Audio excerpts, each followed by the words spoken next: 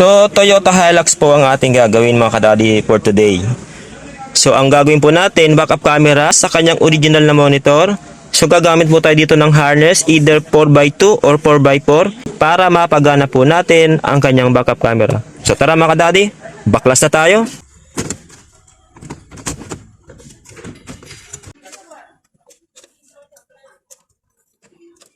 Ito na po mga kadadi yung ating gagamitin na harness. So, ito po ay 4x2.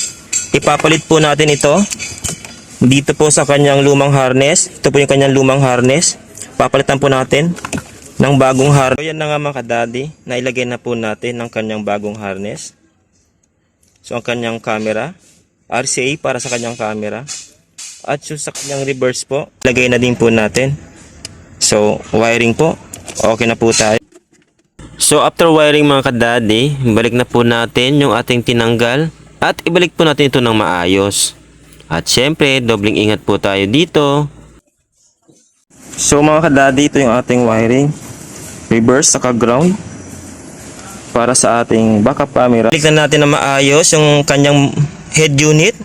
So tara, testing na po tayo. So, reverse po tayo. So yan.